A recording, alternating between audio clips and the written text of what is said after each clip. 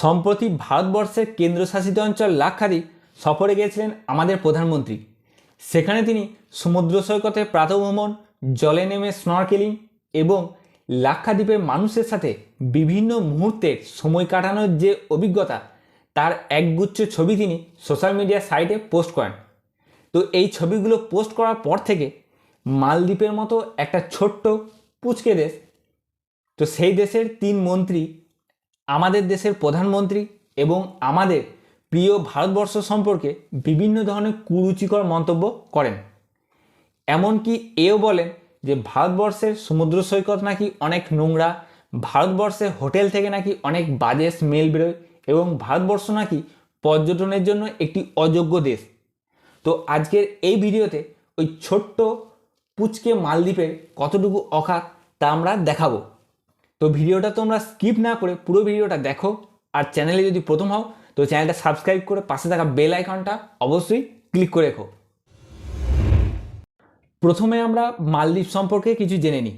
মালদ্বীপ হলো south West এশিয়ার একটা ছোট্ট দেশ, যে দেশটা ভারত এবং শ্রীলঙ্কার খুব কাছাকাছি। এখন এই মালদ্বীপের জনসংখ্যা হলো মাত্র 5 লক্ষ। তো যেখানে আমাদের বর্ধমান জেলার জনসংখ্যা হলো প্রায় 10 লক্ষের কাছাকাছি, সেখানে মালদ্বীপের জনসংখ্যা হলো 5 লক্ষ। এই দেশের 28% জিডিপি পুরোপুরি ট্যুরিজমের ওপর কিন্তু নির্ভর করে এবং এই দেশে প্রত্যেক বছর ভারত থেকে প্রায় 2 লক্ষের কাছাকাছি কিন্তু ভারতীয় এই দেশে বেড়াতে যায়।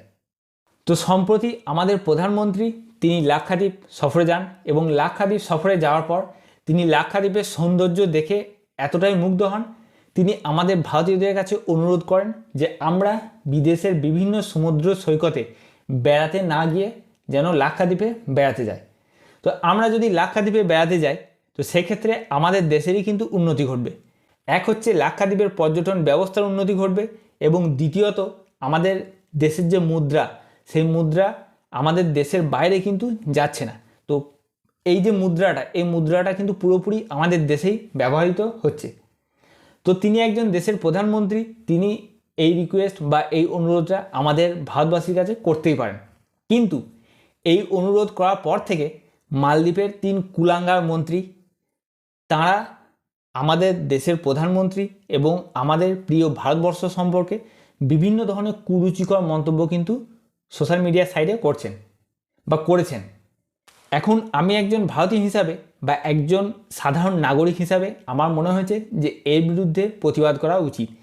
কারণ আমার দেশ বা আমার দেশের প্রধানমন্ত্রী সম্পর্কে কোনো বাইরের কোনো লোক যদি বা বাইরের কোনো দেশের মন্ত্রী তারা যদি কুরুচিকর মন্তব্য করে, তো প্রত্যেক ভারতীয় এবং শুধুমাত্র যে ভারতীয় সাধারণ নাগরিক তা নয়, ভারতীয় সাধারণ নাগরিক বাদেও যে সমস্ত নাগরিক আমাদের দেশে আছে 140 কোটি ভারতীয়কেই কিন্তু প্রতিবাদ করা উচিত। তো এটা দেখে আমার অনেক ভালো লাগছে যে এর বিরুদ্ধে কিন্তু আমাদের প্রত্যেক ভারতীয় কিন্তু প্রতিবাদ করছে। শুধুমাত্র যে সাধারণ নাগরিক করছে তা নয়, সাধারণ নাগরিক বাদেও কিন্তু বলিউড সেলিব্রিটি বা বিভিন্ন প্ল্যাটফর্মে যেসব সেলিব্রিটিরা রয়েছে তারা কিন্তু এর বিরুদ্ধে প্রতিবাদ করছে। তো লাস্ট 1 সপ্তাহ ধরে ট্রেন্ডিং চলছে বা লাস্ট 1 সপ্তাহ ধরে আমাদের ভারতীয়রা #বয়কট মালদ্বীপ এই ট্রেন্ডিং চালানোর পর মালদ্বীপ তার মোটামুটি অকাত বুঝে গেছে। এর ছোট্ট পুচকে দেশ, ঠিক আছে।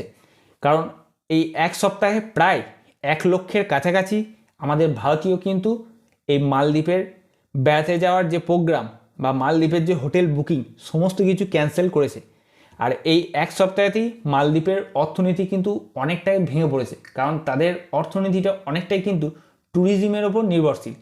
এখন শুধুমাত্র যে তাদের অর্থনীতি অবস্থা বা অর্থনীতি ভেঙে পড়েছে তা নয়, এই যে কুরুচিকর মন্তব্য ওই 3 মন্ত্রী করেছে, তারপরেই তাদের দেশের প্রধানমন্ত্রী বা তাদের দেশের সরকার এই 3 মন্ত্রীকে কিন্তু তাদের ক্যাবিনেট থেকে বরখাস্ত করে দিয়েছে।